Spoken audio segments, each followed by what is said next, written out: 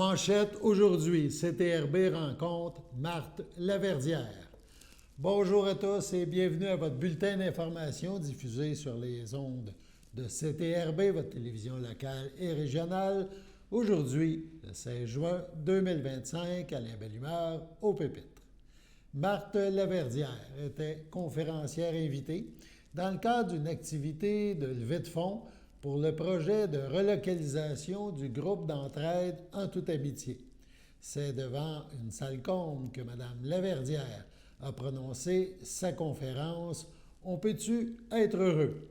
CTRB l'a rencontré avant son entrée sur scène. Bonjour Marc, comment ça va? Ça va très bien. Vous êtes ici ce soir à Saint-Ignace-de-Loyola, Oui. mais dans le fond, c'est le groupe d'entraide en toute amitié qui est un organisme communautaire voué, je vous dirais justement, à l'aide alimentaire, aux personnes à faible revenu. Le fait de présenter un spectacle comme ça, bénéfice pour les aider, est-ce que ça vous touche? Qu'est-ce que ça représente pour vous? Bien, écoute, moi, le communautaire, j'y ai toujours cru. Je trouve ça hyper important qu'on s'entraide entre nous. Moi, je viens d'une toute petite place à Armagh, hein. Je veux dire, on est 1300, c'est tout petit, je reste dans un rang. D'ailleurs, je ne suis pas une fille de ville. Et en région, on apprend très vite que le communautaire, c'est primordial. Parce que si tu ne connais pas ton voisin, si tu n'as pas des bons liens avec ton voisin, l'hiver est long, comme dirait mon père. Donc, c'est hyper important. Puis, j'essaie beaucoup d'être en conférence avec le communautaire, que ce soit pour des gens qui sont malades ou ainsi de suite, parce que on n'aura jamais assez. Tu sais, on se fie beaucoup sur le gouvernement, mais je pense qu'il faut commencer par se retrousser les manches dans nos coins, dans nos patelins, puis dire qu'est-ce qu'on peut faire ensemble pour aider les autres. Oui. Justement, vous avez une pépinière, vous étiez dans les fleurs, ça. Donc, c'est aussi apprendre l'autonomie alimentaire. Oui, la pandémie aura donné ça, mais c'est quelque chose que vous avez sûrement été précurseur ou, tu sais, faire son jardin, ça date pas d'hier. Votre grand-mère devait faire un jardin, votre mère devait faire un jardin. Oui, ma grand-mère, mon père, moi, ma mère est morte, j'avais 2 ans. Mais moi, ça fait 38 ans que je dis au monde, apprenez à vous nourrir. Je trouve ça hyper important de savoir d'où vient notre nourriture, qu'est-ce qu'on mange aussi, parce que, tu sais, je trouve ça hyper important, ça.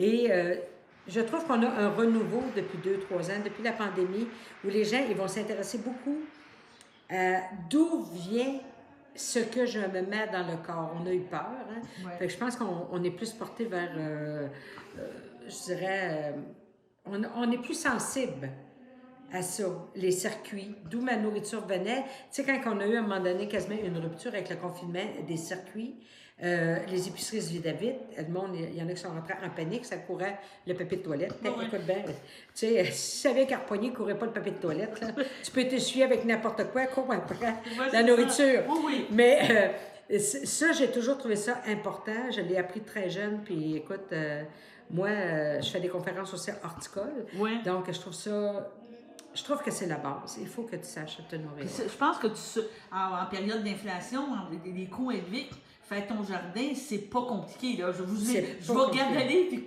c'est pas difficile. Là. C'est de prendre des bonnes techniques ou prendre des bonnes choses. Oui. Tout pousse tout seul. Là. La plante est capable de se débrouiller. La plante, la vie veut vivre, comme dirait mon père. Et c'est pas nécessairement avec... T'as pas besoin d'avoir un si grand jardin que ça pour en sortir énormément de fruits et de légumes. C'est surprenant quand tu sais un peu comment le placer, puis que tu as une bonne terre, puis que tu arroses assez, là, que tu lui donnes des soins.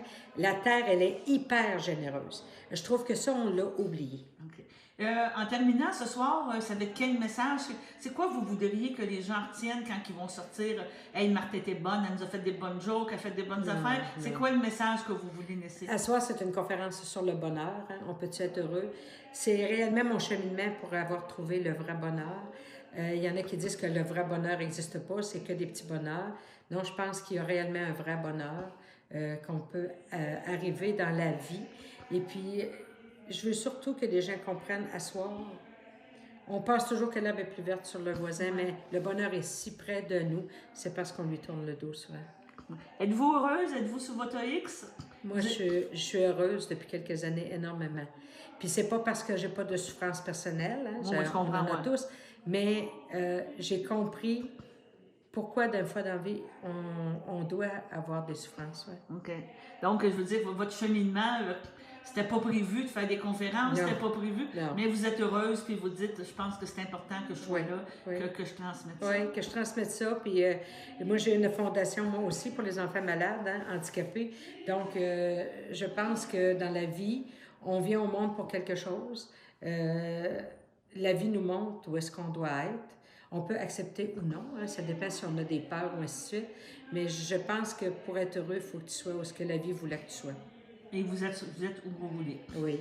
Donc, bien, merci Marthe. Ça me fait plaisir. CTRB a parlé la semaine dernière, vous a présenté à l'écran, donc des images de l'inauguration de la fameuse passe à poissons près de la Sirbie, là, sur la route 158 entre Berthierville et l'île du Pas. Donc aujourd'hui, CTRB vous présente Claudia, qui est chargée de projet pour Canard Illimité, donc qui s'est occupée du dossier, et Colleen du ministère de la Faune. Les deux nous parlent plus spécifiquement, voilà, du projet en question.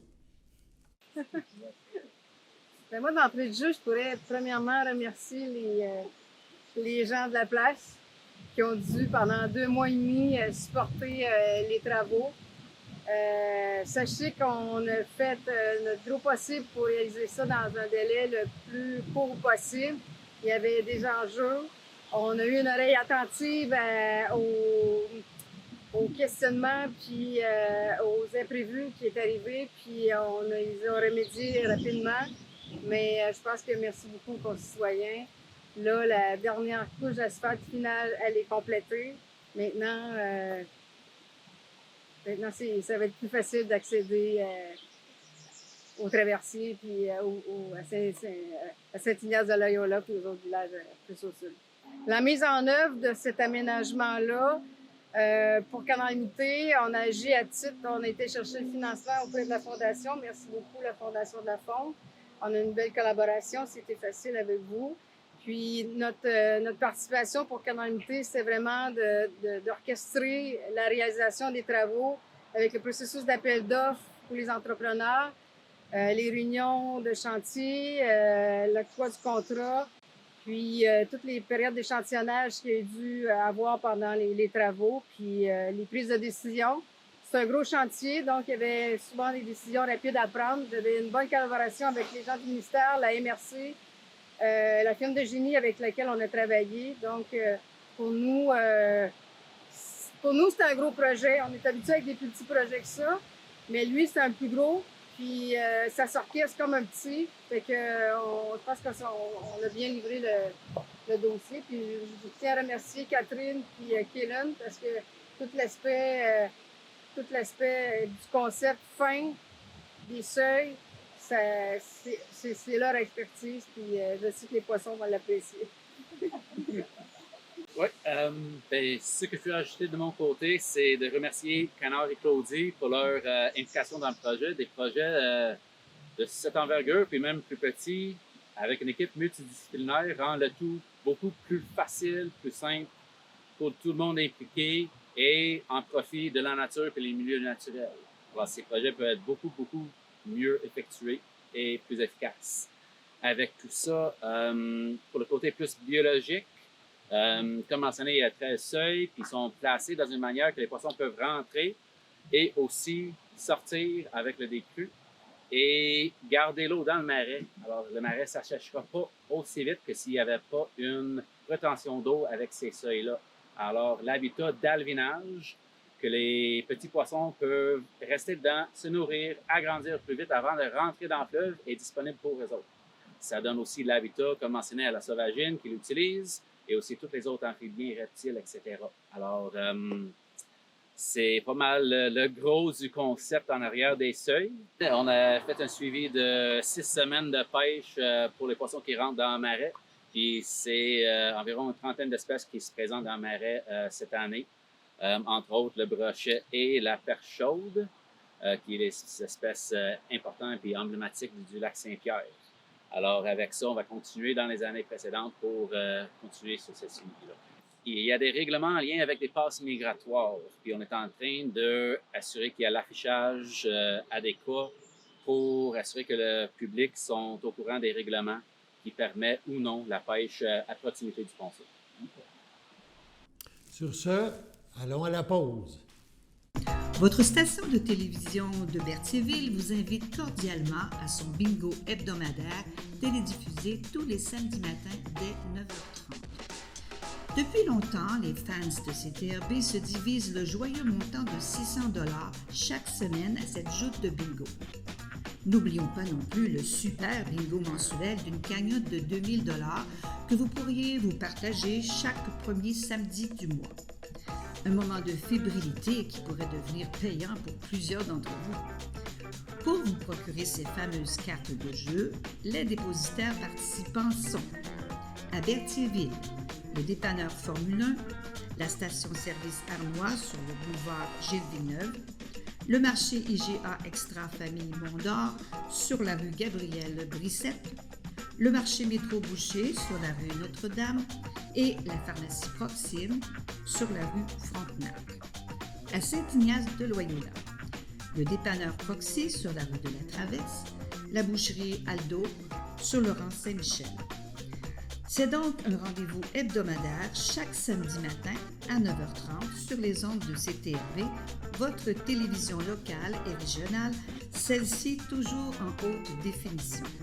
Toute l'équipe de CTRB vous remercie de votre fidélité et vous souhaite bonne chance. Bonjour tout le monde, ici Yves Perron, député de Berthier-Masquinongé. C'est avec un grand plaisir que je souhaite à toutes et à tous une magnifique fête nationale. Retrouvons-nous tous ensemble, parents et amis, à célébrer le pays du Québec si ouvert et généreux. Bonne fête à tous!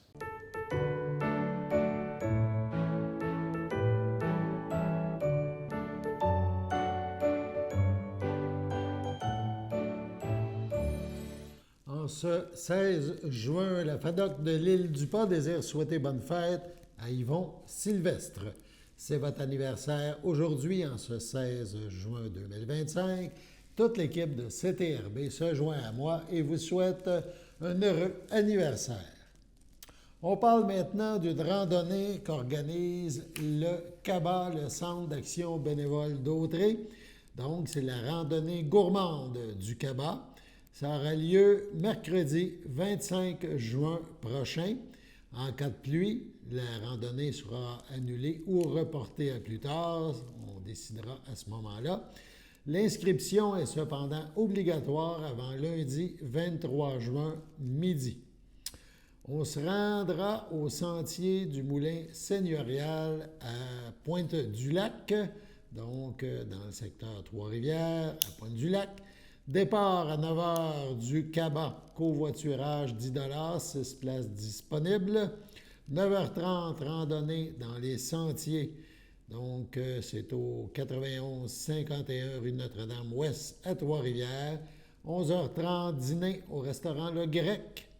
Donc, c'est également à Trois-Rivières. Et 14h30, l'heure du retour approximatif au CABA à Berthierville. Le paiement pour participer se fait en argent ou en virement Interac. L'inscription et le paiement peuvent se faire au CABA, 180 rue Champlain à Berthierville. On peut s'informer au 4508-367-122 ou encore au 4508-750921 si vous êtes de Lavaltrie. Nourrisource, peut-être vous connaissez. Nourrisource est un organisme voué à favoriser et à encourager l'allaitement maternel. Dans cette optique, l'organisme a créé la Route du lait de la Naudière. Route du lait qui est un regroupement d'établissements publics, organismes communautaires et commerces favorables à l'allaitement. Ils permettent aux mères d'entrer dans leur établissement pour allaiter leur enfant sans obligation d'achat. La Route du lait de la Naudière a pour but d'encourager l'allaitement dans les lieux publics afin de normaliser l'allaitement maternel dans la collectivité. On écoute Tania Senica, marraine d'allaitement bénévole de Nourrisource Lanaudière. Je suis en compagnie de Tania et Benny. Bonjour à vous deux. Salut! Benny, c'est un petit bébé de combien de mois? Presque 6 mois. 6 mois, ah, c'est merveilleux. Ta présence aussi, Tania, on est à la bibliothèque de Repentigny et c'est pour parler de la route du lait. Oui. Quand j'ai entendu parler ce titre-là, Nourrisource, ça fait longtemps que ça existe. Puis nous, on soutient les mères qui aimeraient allaiter dans tout ce qui a, disons, atelier prénatal d'allaitement. On a des marraines comme moi. Donc, on fait des jumelages, support téléphonique, texto, courriel, ce que la femme veut, la mère veut. On offre aussi des conférences. On a aussi la belle route du lait où on est aujourd'hui. En fait, c'est beaucoup plus que la nutrition. C'est beaucoup plus que les calories. Il y a plein de choses, comme vous avez dit là.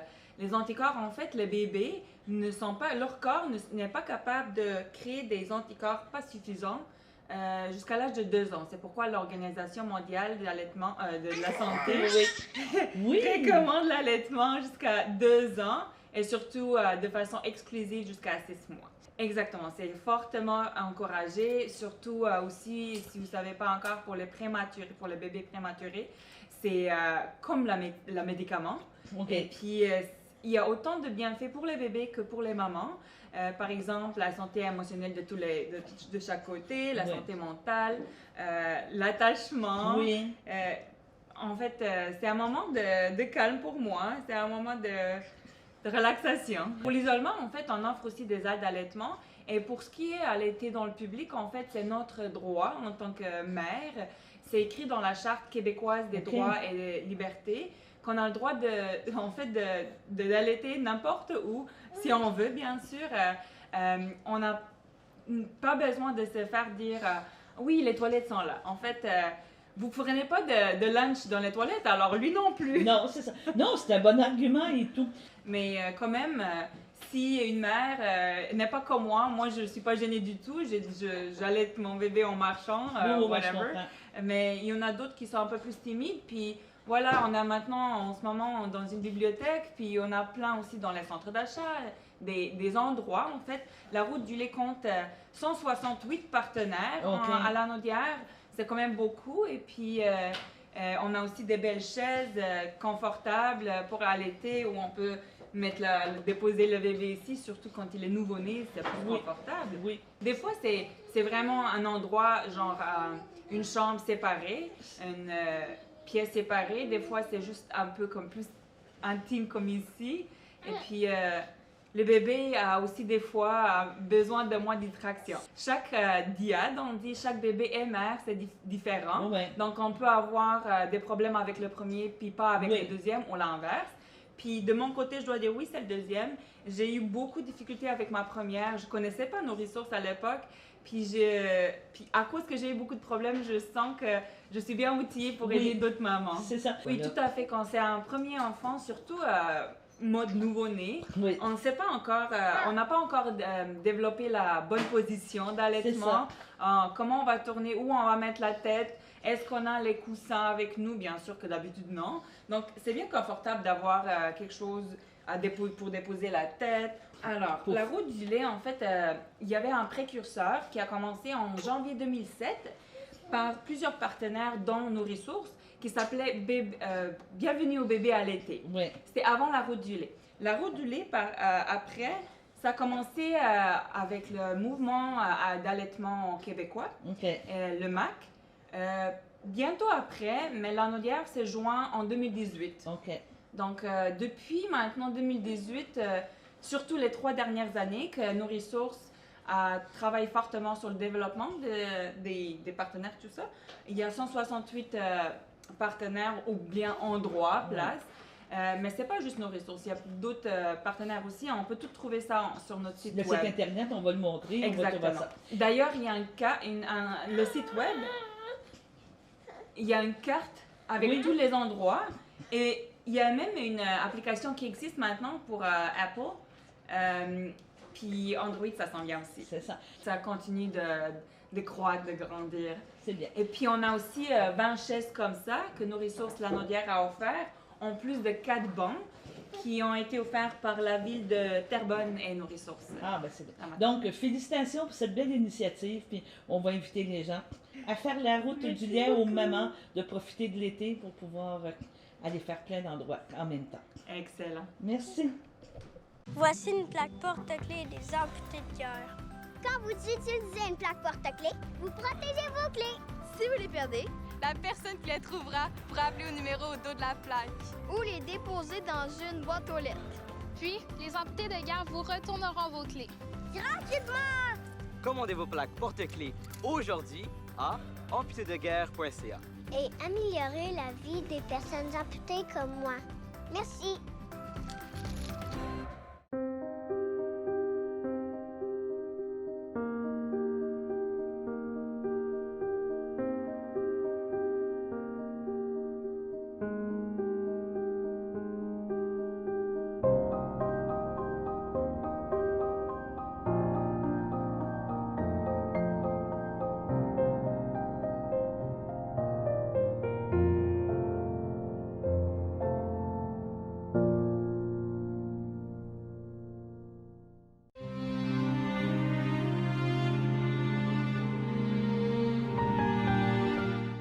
À la Villa Royale à Berthierville, le 4 mai dernier, à 102 ans et 11 mois, est décédée Mme Hélène de Grandpré, épouse de feu Alexandre Denis de Saint-Cuthbert, fille de feu Emmanuel de Grandpré et de feu Juliette Lescours. La famille mentionne: « Nous avons eu le privilège de faire un long bout de chemin avec la belle Hélène de l'Île-du-Pas, femme d'exception aux multiples talents, cuisinière, jardinière, couturière. Nous avons pu apprécier son doigté, sa minutie et sa détermination dans tout ce qu'elle entreprenait. Plus que tout, nous avons le bonheur de pouvoir compter sur son amour et sa bienfaillance, et elle en a eu beaucoup pour nous et tous et toutes. Donc, merci, chère Hélène. » L'ayant précédé son fils Pierre Denis, feu Madeleine Blais, elle laisse dans le deuil ses enfants: Paul Denis, Pauline Blais, Louise Denis, Denis Lefort, Alain Denis, Marie-Claude Sylvestre, ses petits-enfants Isabelle Denis, Stéphane Bellumeur, Mélanie Denis, Sylvain Derry, Marie-France Denis, Mélissa Denis, Philippe Poupard, Mathieu Lefort, Assa Winky, Marc Lefort, Priscilla Ponce, ses arrière-petits-enfants Charles, Antoine, Adam, Pierre-Alexandre, Léa Rose, Annabelle, Alicia, Marouane, Biane, Dora, Léonel et Alexis, ainsi que plusieurs neveux, nièces, autres parents et amis. La famille vous accueillera samedi 21 juin, 11h, au complexe funéraire Thériault, rue Notre-Dame à Berthierville. Suivra une liturgie à la chapelle du complexe à 14h30. Madame de Grandpré sera inhumée à une date ultérieure. Au CHSLD Ferland, le 17 mai, à l'aube de ses 100 ans, est décédée Mme Ludivine Courchaine, épouse de feu Roger Dandonneau, demeurant à l'Île-du-Pas. Elle laisse dans le deuil son frère et sa belle-sœur, et Jean Courchaine, Violette Desaulniers, ses nièces et neveux, Nathalie Fafard, Suzanne Courchaine, Jean-François Lehoux, David Courchaine, Sophie Courchaine, ainsi que leurs enfants. Vous pouvez compenser l'envoi de fleurs par des dons effectués au CHSLD Parfilia Ferland. Des formulaires seront disponibles au salon. La famille vous accueillera samedi 21 juin dès 10h à l'église de l'Île-du-Pas. Suivront les funérailles à 11h. Madame Ludivine Courchaine sera inhumée au cimetière de l'Île-du-Pas le même jour. Au CHDL de Saint-Charles-Borromée, le 25 mai, à 57 ans, est décédée Mme Joanne Valois, conjointe de feu Michel Courchaine, demeurant à Saint-Ignace de Loyola. Elle laisse dans le deuil ses enfants, Dave Courchaine, Marilyn Chevalier, Juliette Courchaine, Nicolas Moreau, ses petites-filles, Léonie et Laura Courchaine, son frère, sa sœur, ses beaux-frères et belles-sœurs, Michel Valois, Daniel Fournier, René Valois, Jean-Yves Plante, Sylvie Courchaine, Marcel Courchaine, Claudine Courchaine, Daniel Champagne, Jocelyn Courchaine, Céline Lubelski, Martin Courchaide, c'est Diascaride et Audrey Valois, ainsi que plusieurs autres parents et amis. La famille vous accueillera vendredi, 27 juin, entre 19h et 21h, au complexe funéraire F-Thériault, 741 rue de Notre-Dame, à Berthierville, ainsi que samedi, 28 juin, dès 10h. Suivra une liturgie à la chapelle du complexe à 14h30. Madame Joanne Valois sera inhumée au cimetière de Saint-Ignace de Loyola le même jour. Sur ce, passons à la météo.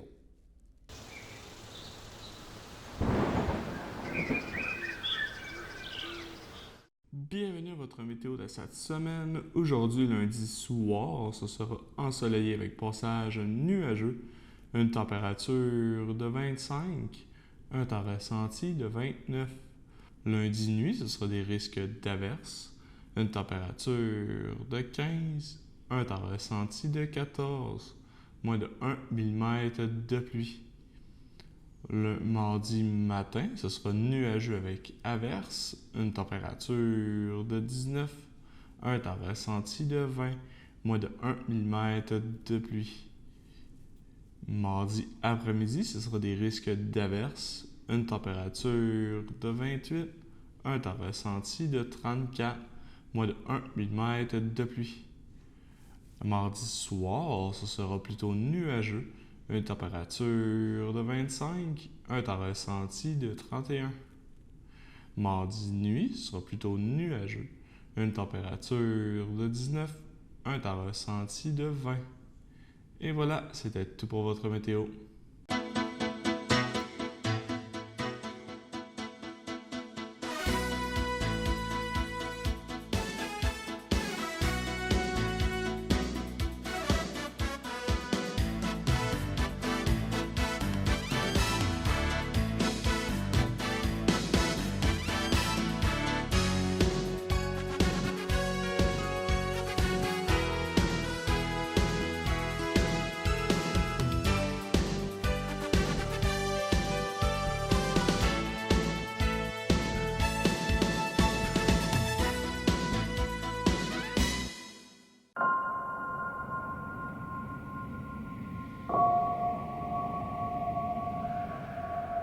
Lorsque vous circulez en présence d'une machine agricole, soyez vigilant. Vous devez connaître les principales contraintes liées à la conduite d'un tel véhicule pour mieux comprendre ses manœuvres et adopter une conduite sécuritaire. Partager la route, c'est votre responsabilité. Les machines agricoles circulent généralement à moins de 40 km/h. Soyez patient. Elles sont souvent très larges et longues. Elles occupent parfois un peu plus que la largeur de la voie de circulation et peuvent nuire à la visibilité des autres usagers. La plupart des machines ou leurs équipements ne sont pas équipés de feux de changement de direction. S'ils existent, il faut être attentif à ce qu'ils nous indiquent. Notez qu'il leur est illégal de circuler sur l'accotement. Les machines agricoles sont équipées d'un panneau avertisseur fluorescent en forme de triangle qui indique qu'elles circulent à une vitesse maximum de 40 km/h. Vu la grosseur de ces équipements, le conducteur ne voit pas les autres véhicules circulant derrière lui. C'est pourquoi vous devez être doublement prudent. Gardez toujours une bonne distance entre vous et l'équipement agricole qui vous précède. En restant loin derrière, vous serez en sécurité et aurez ainsi une meilleure vision de la route. Vous pourrez voir à temps les panneaux de signalisation ou même une situation imprévue. Vous pouvez franchir une ligne continue simple ou double pour dépasser une machine agricole seulement si cette dernière est équipée d'un panneau avertisseur fluorescent de circulation lente. Les machines agricoles sont souvent très larges et longues. Les manœuvres de dépassement sont alors plus difficiles à faire. Assurez-vous que la voie est libre sur une distance suffisante avant d'amorcer la manœuvre et de conserver une distance sécuritaire avec la machine agricole avant et après le dépassement. Soyez particulièrement vigilants, car le chauffeur du tracteur pourrait tourner à gauche pour s'engager dans l'entrée d'un champ ou d'une ferme. Surveillez les abords de la route afin de repérer ces indices. Notez bien que si plusieurs véhicules suivent une machine agricole, seule celle en tête de peloton peut la dépasser aux endroits où le dépassement est interdit. Bien partager la route avec les équipements agricoles peut sauver des vies, peut-être même la vôtre.